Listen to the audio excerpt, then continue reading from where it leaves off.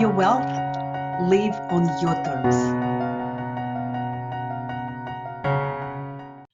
Good afternoon, good evening, good morning, everybody. Welcome to this special issue of Millen's vlog, and it's actually not exactly vlog, it's more of an interview. And I have an amazing guest with me today. Her name is Dr. Tracy Hackett. And she, in addition to being very strong, very amazing, powerful woman, she is also very experienced in many aspects of natural healing. And that's why I'm very honored to have her with us today and share with you her knowledge, her experiences. I think there are quite a few things that we could learn from Dr. Tracy. So Dr. Tracy, thank you so much for being here today. Welcome. And I just want to ask you if it would be okay with you to introduce yourself with all the letters that you have after your name. I think you would do a better job. Yes. Hi, Millen. Thank you so much for having me on your vlog, and hello to everyone out there watching this. My name is Dr. Tracy Hackett. I am a doctor of Acupuncture and Oriental medicine, and I'm also an expert in functional medicine, and I'm a clinical herbalist. I practice in Jupiter, Florida.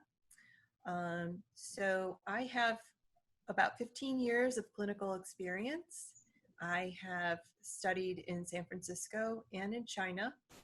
I have quite a bit of experience living and studying Buddhism in India as well.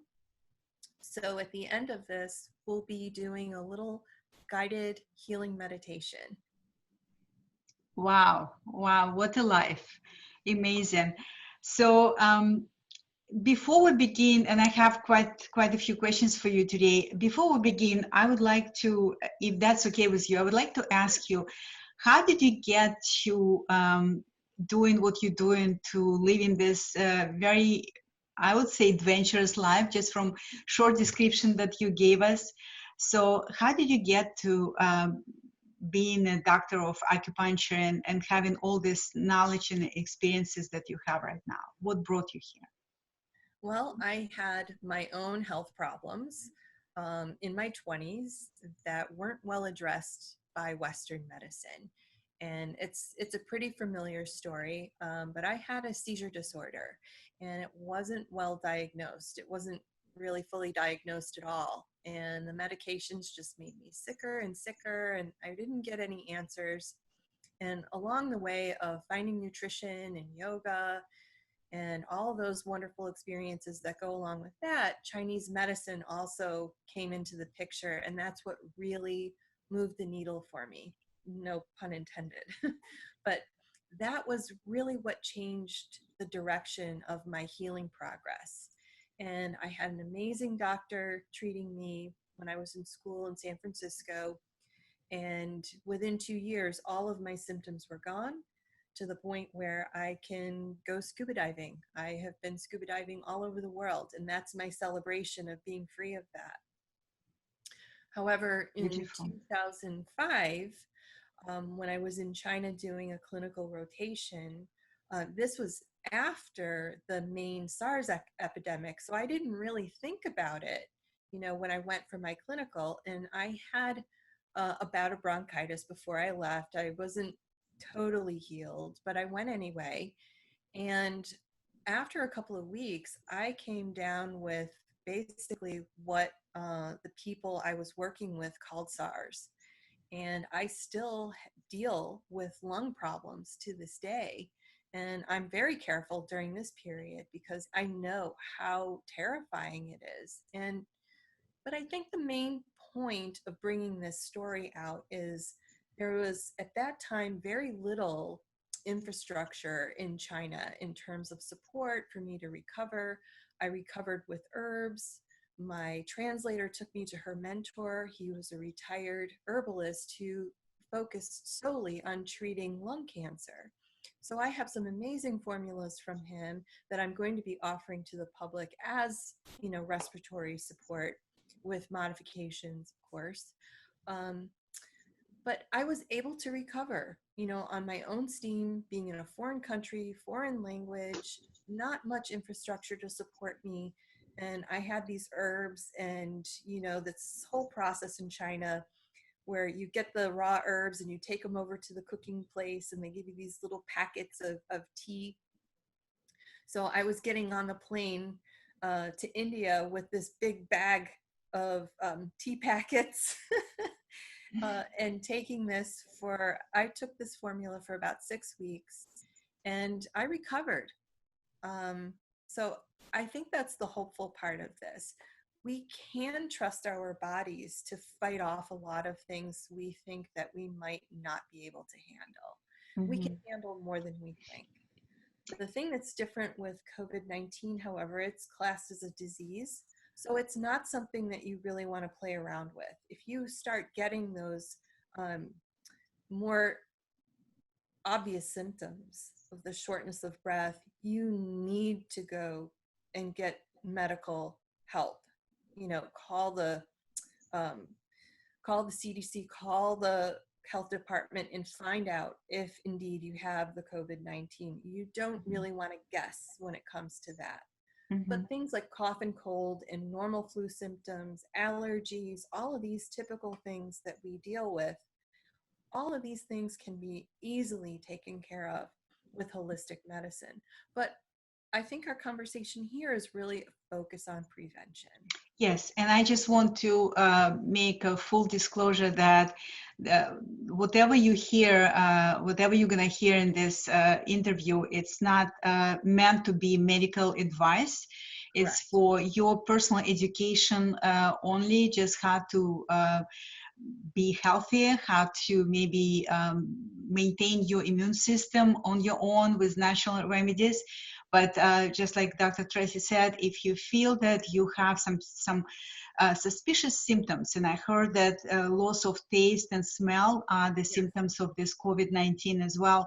So definitely contact your medical professional and address this in a very serious way possible, right? So we're talking about prevention and basically just strengthening yourself as much as you can with every natural tool or technique available, including maybe some, I don't know what Dr. Tracy will share with us because I have some questions that I want to ask her, but including some natural remedies and meditation that we will have at the end of this interview. So make sure you stay with us till the very end because you are here for a treat.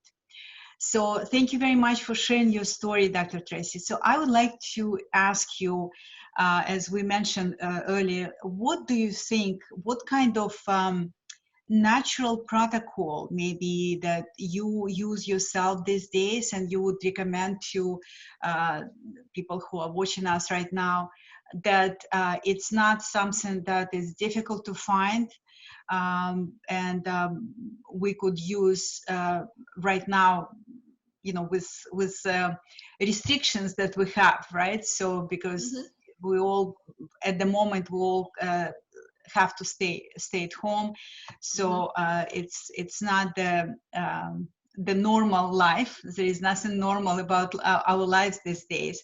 So what would you suggest for us in terms of protocols for prevention, for strengthening our immune system? Well, some simple things that we can focus on. When we're quarantined, we tend to go to our comfort foods, which may not be the best for us nutritionally, but now's a time where you can pivot and really focus on getting more whole foods, less processed foods into your diet. So everyone is familiar, I think, for the most part, that your gut health really speaks to your overall health and your immune system health. And one thing that encourages a healthy gut is a lot of variety in the diet. So you want to have a great deal of variety in fruits and vegetables. We all have our favorites, but maybe get some adventurous recipes going. Try swapping in some different ingredients that you wouldn't normally. You want to have every single day trying to have a good combination of different items that go into your system, because your gut changes. The bacteria in your gut changes every time you eat something.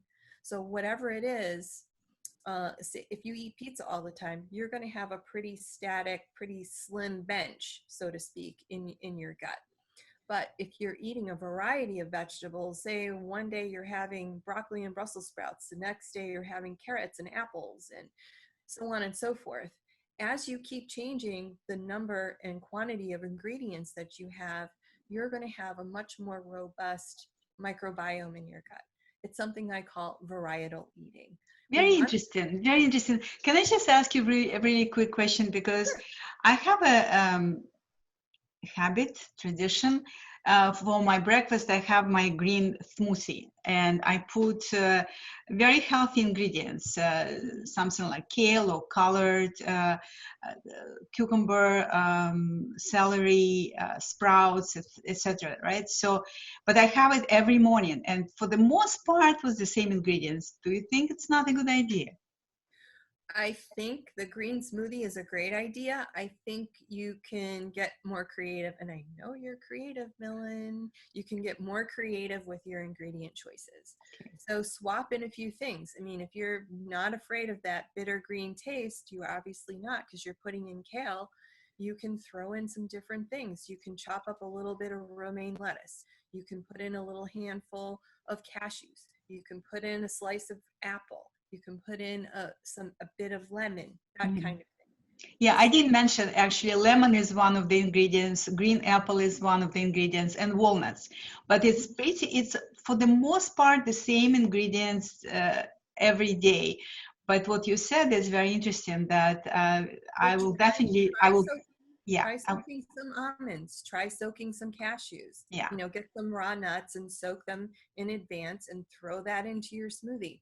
I think as you shift the chain, or you shift the ingredients, including the nuts, you can use a little piece of orange instead of lemon or grapefruit, Mhm. and just combine the other ingredients Very accordingly. interesting. So the number one advice, variety in your diet. Variety, Right. variety, variety. Okay.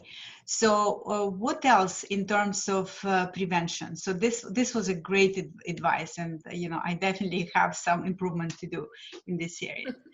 Well, and the thing is you can have a lot of fun with it. You Mhm. can get creative with it. We all have a little bit more time on our hands these days. So,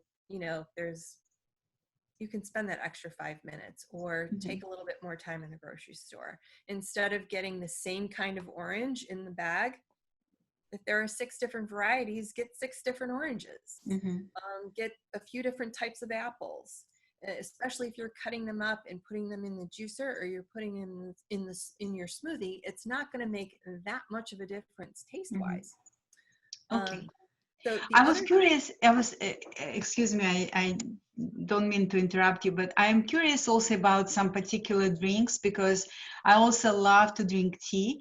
And guess what? I tend to drink the same kind of tea because I like it, right? So it's organic. It has cranberries, and I don't use a lot of tea with caffeine, but it's for the most part the same tea. So what would you recommend in terms of making some homemade drinks, or that kind of have medicinal qualities?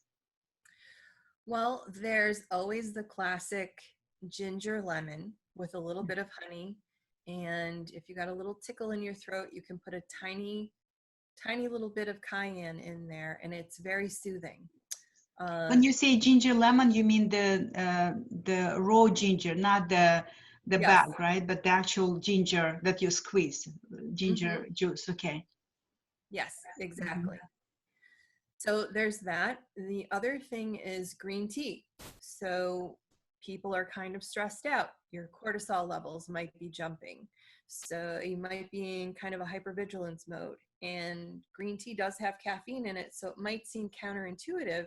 But what a natural phytochemical in the green tea actually converts to L-theanine. It's an amino acid that helps you calm down. It helps calm down your whole nervous system.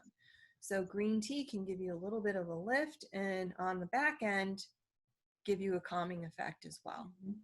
Any kind of green tea, or you have some suggestion for particular maybe form of green tea? Like there is, I think, oolong and like different kinds of. Oolong is a fermented tea. So the difference between green and black tea is a fermentation process. And there are different degrees of fermentation with black teas. Oolong has the least. They're the youngest leaves. They're the tenderest. It has the most delicate flavors, and they tend to be the most expensive teas. That and pu'er, which is way on the other end. Very deeply fermented, much earthier, richer notes. And green tea isn't fermented at all. It's just pressed in these big pans at a certain temperature. So you suggest to, from the health perspective, it's better to drink non-fermented tea than fermented tea, right? Well, all black teas are fermented. I'm talking about green tea, because green tea is not fermented, right? So it's better to drink green tea because it's not fermented, right? Well, if you want to get the theanine, the L-theanine effect, that amino acid, the green tea is where you can get that. Okay. Not in the black tea. Black tea has its own benefits, but you know, green tea at this point in time, if you want to have a calming effect, that's the better choice. How about coffee? Do you recommend to drink coffee these days? Well, I would say if you're going to have coffee, because of the acid effect, and it can upset your stomach and give you some agitation, cold brew for some of my patients who have GI problems tends to have less acid overall, and it's a smoother beverage. So they'll drink that, and it tends to aggravate their symptoms less. You know, what is the name again? It's just cold brew coffee. It's cold a method. You can find, you know, ways to do that on YouTube, and it's also available in the store on the shelf in the milk section, I think. Yeah. Okay. Great. And I apologize if we got a little bit off track. So we were talking about different preventive ideas. So anything else that you would like to share? An easy thing for people to introduce into their diets, especially if you want to go a little bit lighter on meats, is mushrooms. Mushrooms have an amazing quality for supporting the immune system, particularly shiitake mushrooms. So if you can introduce more mushrooms into your diet, you get a protein source, and it does encourage better variety in your gut microbiome, as well as give you a little bit of immune support. Wow, I'm so happy to hear that, because I love mushrooms, but for some reason my husband feels that mushrooms, and you know, he studied nutrition, so he feels that he knows the stuff. He feels that mushrooms, because they grow, they absorb all the toxins from the ground, right? So because in the most toxic areas, you know, there are a lot of mushrooms. So he doesn't eat mushrooms at all, which is fine with me because I love them. And my favorite is shiitake mushrooms. So would you say that most of the mushrooms have this amazing good qualities that you just described, or mostly shiitake? Because shiitake mushrooms grow on trees, right? No, they grow in dung. On dung? Yes. Poop. Oh, really?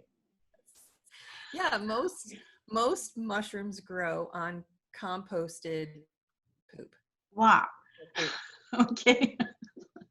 That's very interesting, because I saw mushroom, you know, like in West Palm Beach, when we used to have open markets here, there are it was a guy who was selling shiitake mushrooms that grow right on the pieces of wood.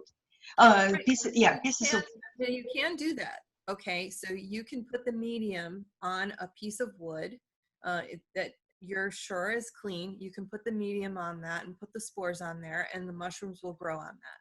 So the main component really is the mushrooms need to grow on something that's rotting, that's degrading.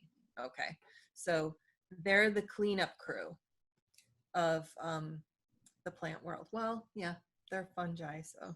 So, but the fact that they're cleanup crew doesn't mean that they will bring, you know, all the toxins that they absorb into our bodies. It's not what's happening, right? Because it's the opposite, right?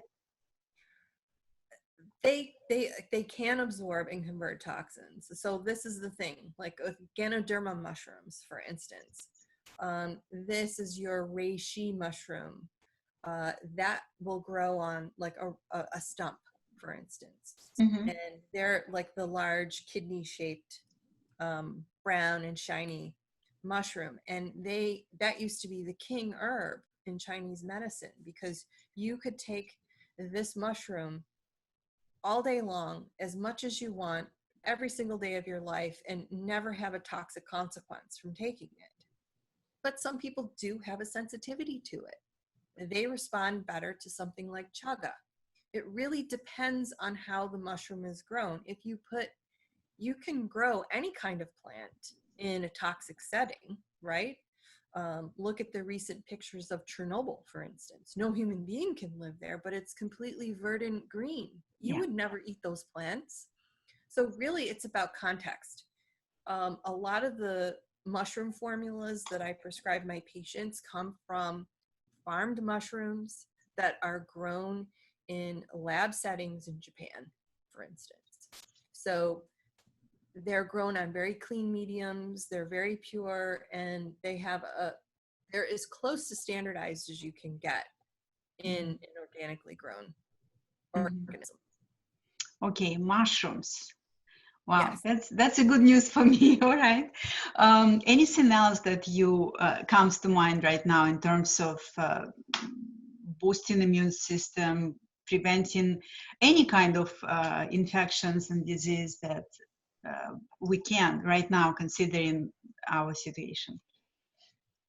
Well, there are different detox models that I like to follow. I think that giving your body a cleanse, and it's kind of like giving a tune-up to your internal organs. So there are different ways to do that. There's a 30-day cleanse that I run that's very, it's gentle, but it's thorough.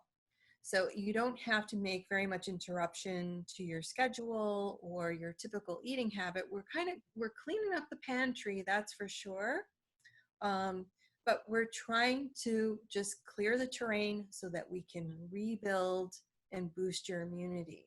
And anything that people need in between during that process or afterward, we can introduce that. But it's a very general, easy cleanse to do. Yeah, cleanse, it seems that this is like the very foundation for every healing, right? It should start with a cleanse, and then you do whatever you need to do if you actually want to heal something, if it's not just to feel a little bit more maybe energy or something like that. If it's something serious that you want to address, especially with natural remedies, the cleanse is the first step from what I know.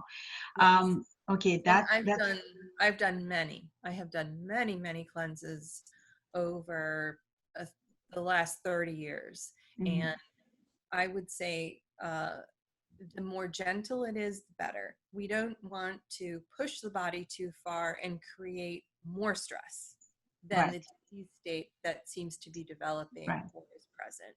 We want to make sure that it's gentle and slow. We don't want to have a big shift so that you feel wiped out and terrible, getting a Herxheimer's effect where you've got to die off.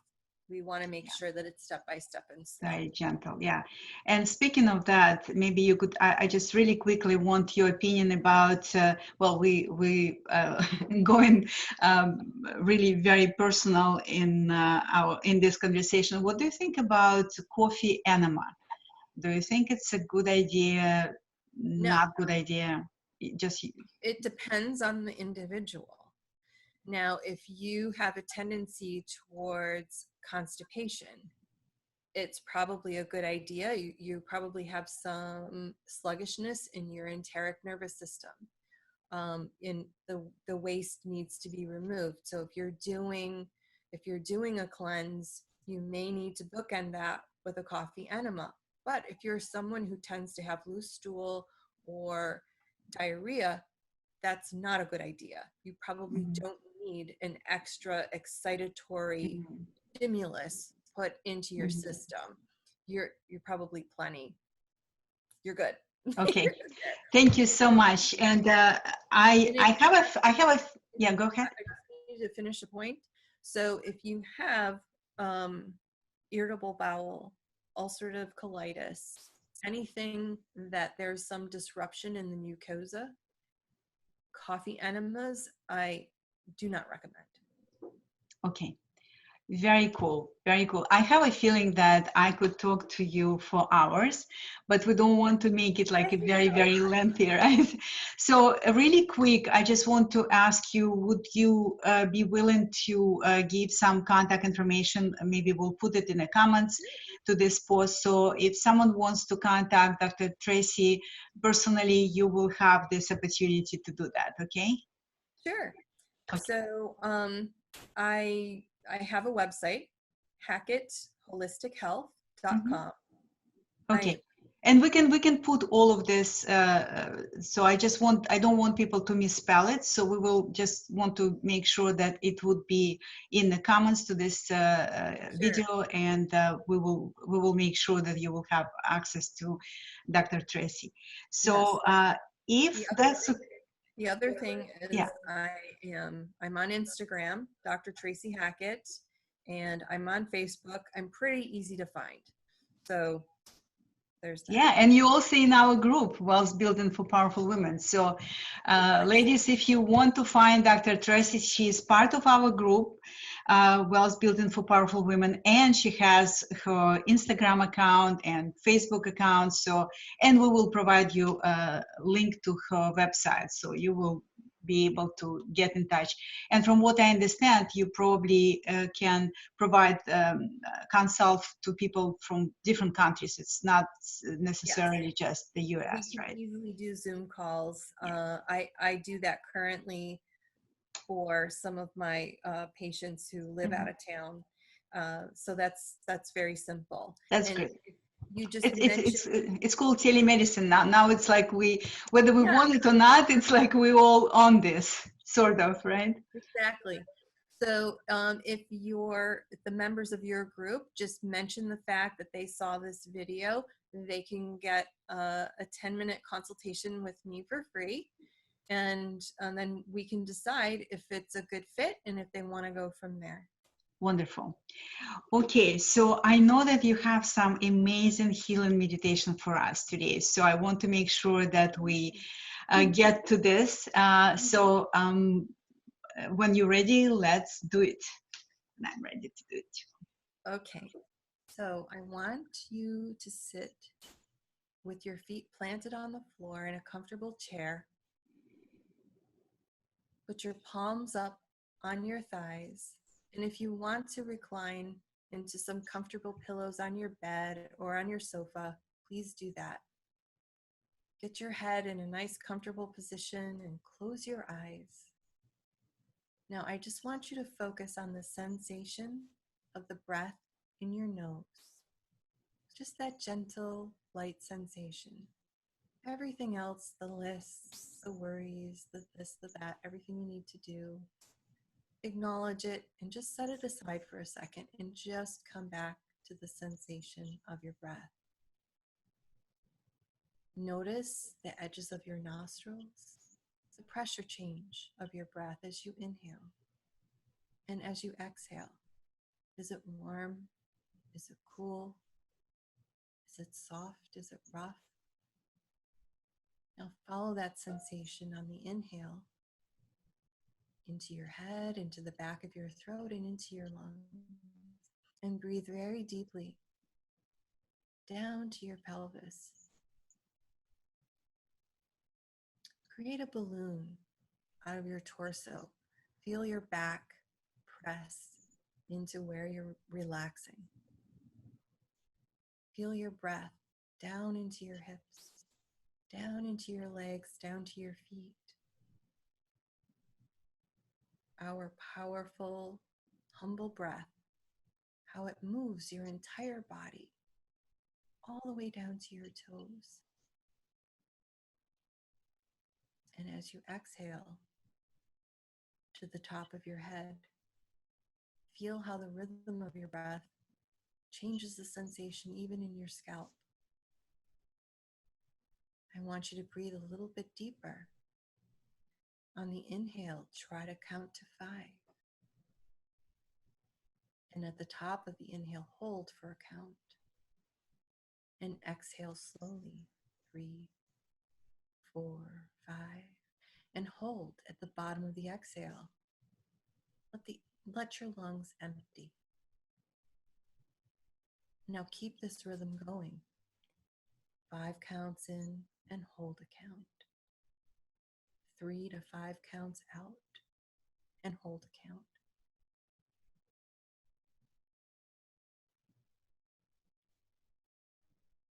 Now, as you're deeply breathing and focusing on your breathing, notice that sensation in your nose. Now, I want you to gently turn your head to the right. Try to go as far as you can and breathe into the back of your neck and your shoulder. And on an exhale, go back to center.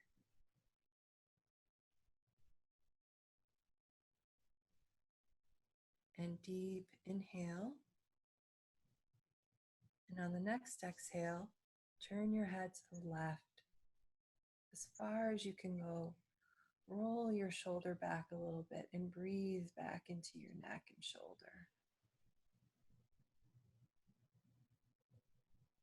And on an inhale, come back to center.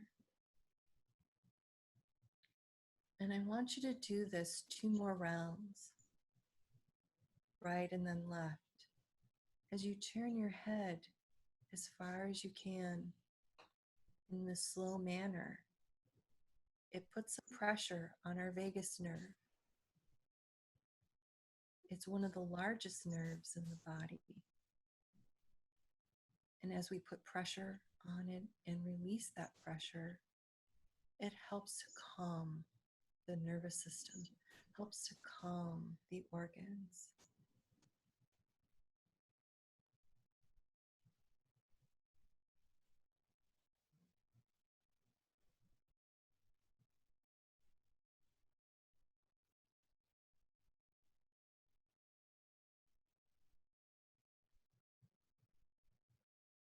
Good.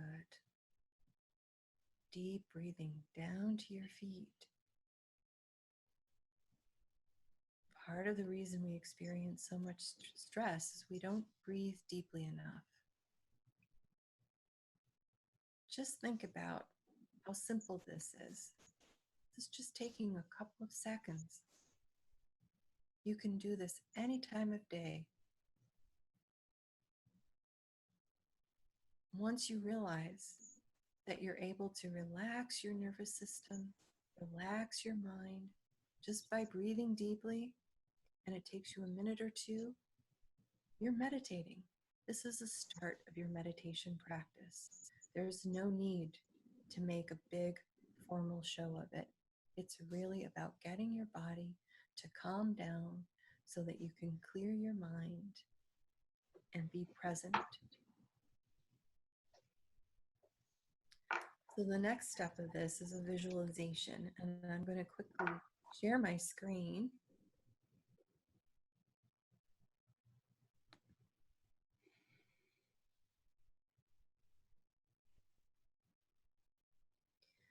So here we have an energetic rose. It looks like an energy wave, right? This rose imagery is something that we use a lot in the type of meditation that I practice. So what I want you to do is try to get to the center of your head. So it's between your ears and just behind your third eye, right in between your eyebrows. So try to find that bisection in your head and visualize a bright star, clear, clear light like a diamond. And then out of that, visualize this rose.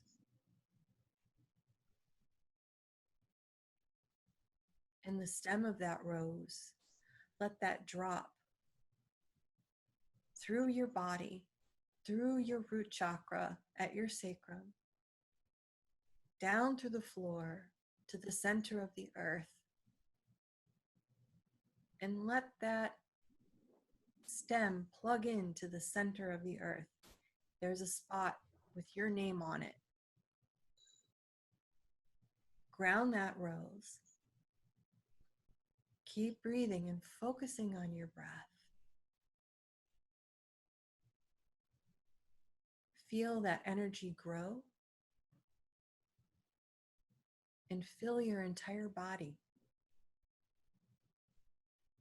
And any negative thought that comes up, negative memory or stress or anything that makes you restless, you can just throw it right down that stem, down to the center of the earth. Let go of it. The earth will recycle that energy, that congested energy. Just let it go and breathe in new energy. Look at that gold color of the rose. Breathe in the gold, brilliant, clear light to fill that space where you let go of that negative energy.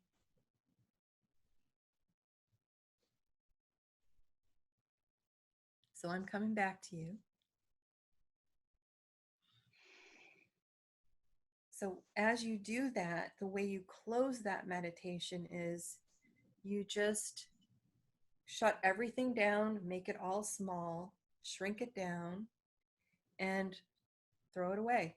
But you get to keep all of that new revitalizing energy that you brought in. As you keep visualizing that, there are many, many more meditations that go along with it. This is the simplest one. So I actually kind of gave you two. The first one with just the breathing and resetting your vagus nerve, you can do that, no problem.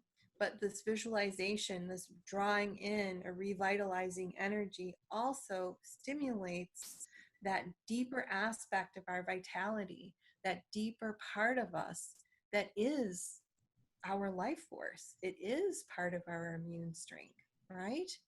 So we want to keep drawing in that positive energy. And I try to keep this as abstract as possible. I'm Buddhist, but I'm not going to bring in all these different Buddhas and things like this. I want to keep things abstract so it's easy for people to visualize. And this energy, we can connect with that in this culture. It's much easier. Wow, it was amazing. It was beautiful. And I was just like, I was out. I can tell you. And I love how quickly, how quickly you can get.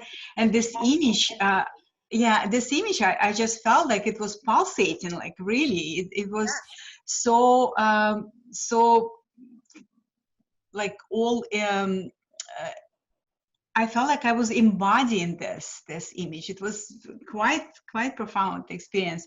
Thank you so much for sharing this beautiful meditation. It's very simple. It's very short for people who are busy, and I like to meditate for hours.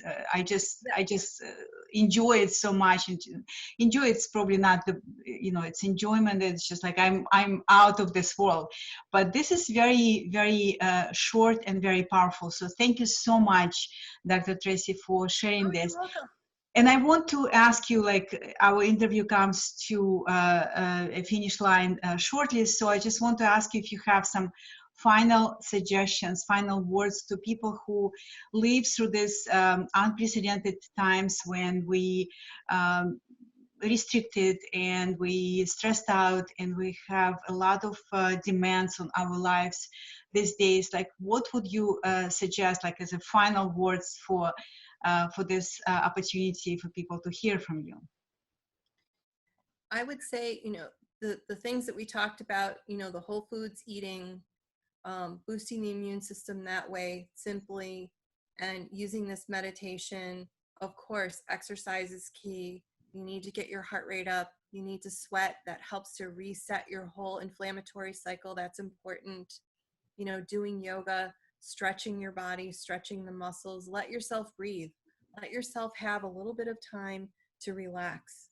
I know people are worried and they're trying to figure out what their next is.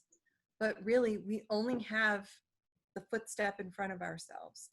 And an easy way to connect with that and remind yourself, getting from one footstep to the next is breathing.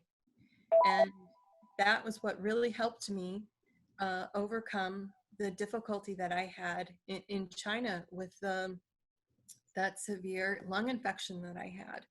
Because I just had to think about, okay, well, how much can I breathe, and can I make it a little deeper? And I would try to make a game out of it, and just keep moving second to second, minute to minute, step to step to step, until I could get where I needed to go. And I found it. You need to also trust that deeper compass inside of yourself. If you tap into that and breathe into that and keep putting your good intentions in there, you're going to find your answers. Beautiful, beautiful, wise. Thank you so much. One step at a time. Thank you so much, Dr. Tracy. Thank you so much, everybody who took time to watch us. And I really hope that we will be able to meet in person and hug in person. Yes. We're so like having virtual hugs these days sooner than we may think is possible right now. So stay healthy, stay safe. Be strong, and we'll meet again, right? Yes, we will. Thank you so much. Thank you. Thank you, Millen. Bye, everybody. Bye. Grow your wealth. Live on your terms.